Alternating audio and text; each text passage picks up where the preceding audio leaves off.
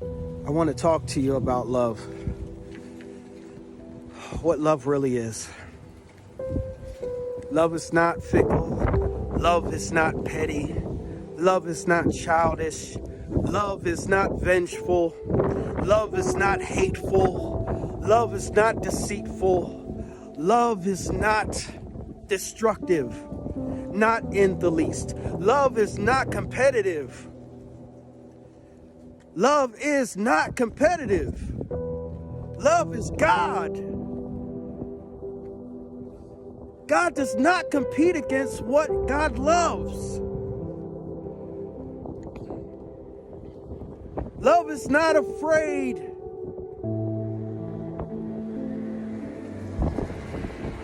And love does not die. Love does not die. Love does not lose.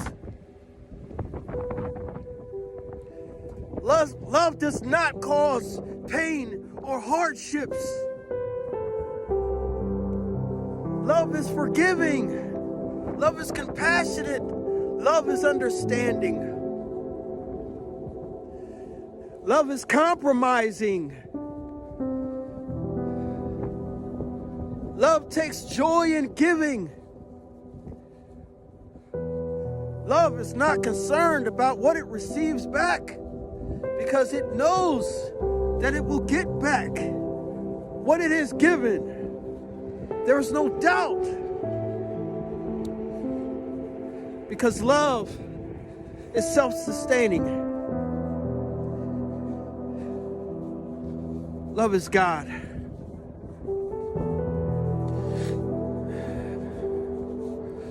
Love has no hate involved in it. Love has no conditions placed upon it.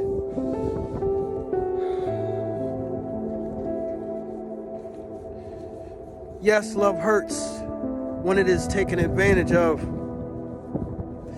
It does feel hurt when it sees what it loves, disregarding all the compassion and everything that it tries to give. Love is hurt when it is betrayed. Yes. But the great thing about love is that it cannot die. It always rises again. It always rises to the occasion. It always replenishes itself. It always comes back. Why? Because it is love. It cannot be anything but what it is. And if it becomes something else, then it never was love. Love does not transform. Whenever you ever heard of something real that is what it is, transform. Does a car transform into a tree? Does the sun transform into the moon? No, they're two separate things. Two separate things. One can parade around like the other, but it's not what it is. We're so afraid of this. So many men are afraid of love.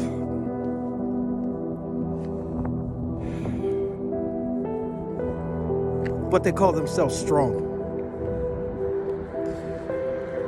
So many women are afraid of love, but they call themselves bosses or strong.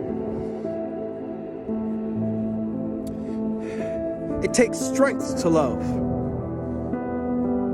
It does not take strength to run from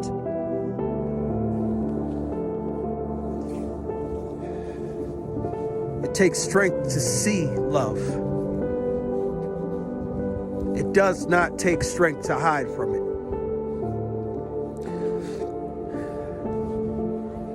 It takes strength to give love.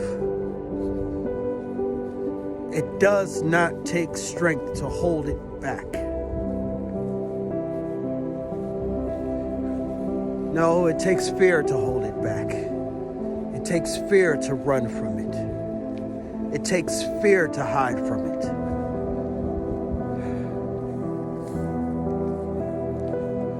Love is the force behind everything living. So how could it be there in something that's dead?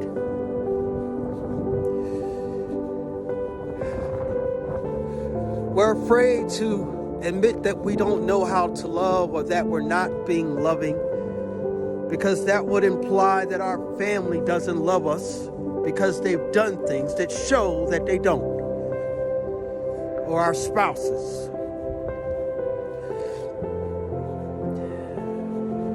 I'm not implying that there is no love in someone who is cruel to you. What I'm saying is, in that moment of cruelness, in that moment of disrespect, in that moment of hate-filled attacks, there is no love there. There is no love in that moment. There is no love in that act. There is no love or compassion or care or concern at all inside of that person when they've done that.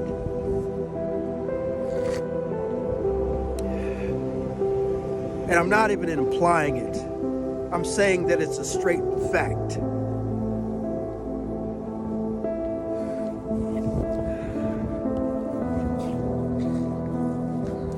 There's no love in gossip. There's no love in slander. You can't go back to your family and say that you have love in your heart for them after you were just on the phone slandering and gossiping and trying to destroy another human being. Love doesn't work like that. It's energy. Energy just doesn't dissipate at the drop of a dime. It stays there and lingers and festers inside of you. It is the energy that you choose to generate within yourself. And it embodies you. And it encompasses you. And it stays with you, and it spreads like a disease to everyone around you. Or it spreads like a cure to everyone around you. But it has to be cultivated, you see. It's not something that just turns on and off like a light switch. It's something that grows in you. It grows and then it matures like a seed into a tree. So how long does it take to chop down a giant tree? Does it just fall down immediately? No. So when you build up that hate inside of you, that tree, that thick, giant tree,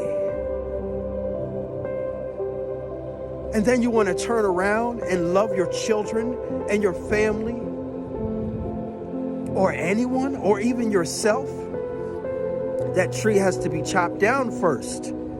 And that takes time, especially if you have to chop it down by yourself. The same can be said for love. When you have love in you, and this is the reason why people take advantage of you, and you find yourself being taken advantage of again and again, because you built up love in your heart so much that it is a tree that has grown big and strong and powerful. And there is no one person hacking at you that will break it, down. It will never be broken down until you chop it down. And many people desire for that to happen to you. Many people you don't even know. If they ever find you and find out that you have real love in you, oh no. Instant target. Instant target. Oh, they got love in them? Oh, we can get something from them. They don't understand. God is love. So when that piece of God is manifested in what God loves, God protects it.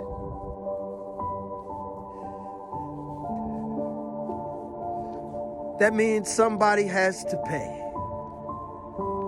It doesn't matter what you've done in your past. When you become a person that has accepted that piece of God in you and decided to walk in that path, all is forgiven in his eyes, as long as you continue to cultivate that path. Now, anyone who tries to disrupt or chop at that,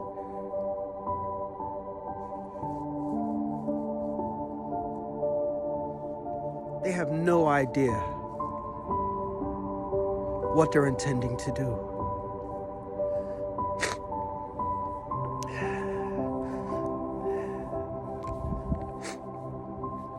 Love can't die. It's ever living. It's everlasting. It's omnipotent, because love is God. And all you have to do is take that piece, that little piece of God that is already in you, every one of you, and just grab a hold of it and put it close to your heart. And understand that you don't have to protect yourself anymore. You don't have to defend yourself anymore, because that piece of God defends you. God defends you. The God in you. As long as you believe and trust. It doesn't mean there will be no more pain. It doesn't mean there will be no more struggles. The reason why is because pain and struggles build you. They show you who you are. You need pain and struggles. Without pain and struggles, you would not be great. I talked about it before. The singers, the musicians, the poets, the book writers, the philosophers, the teachers, all of them have experienced some great pain. And that pain was the catalyst to their greatness. Why are you still living in your pain? Because you will not be great. You will not use it to make you great. The pain is the trigger for your love tree to grow. If only you just understood. If only you just gave it a chance. If only you would stop blaming God for what some evil human being did to affect your life in a negative way, because the devil is real. If you'd paid attention to the fact that the devil was real years and years ago, maybe those things wouldn't have happened. Or maybe they would have. Because sometimes we have to pay for the sins of our fathers.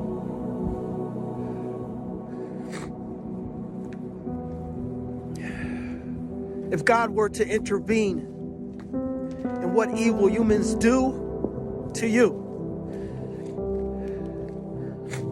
you would have no free will. There would be no point for our existence. And there would be no power of overcoming and rising above. It would be not a thing. It would not be a thing. Rising above, overcoming, courage, none of that would be a thing if God intervened. I'm sorry. It's just the truth. But he put within us the power to overcome. He put within us the power of him.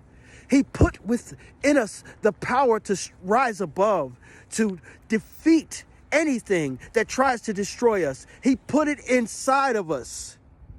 It is you. The power of overcoming and defeating everything is you. Will you see yourself? And you've been living in the dark so long that now you have to go on a journey of rediscovery that once is completed, you will not even recognize yourself. Love is real. Love is ultimate power. There is no power greater than love. Love is God. Evil doesn't stand a chance. They won't stop me. They won't stop you. A new day has come. Welcome. Love.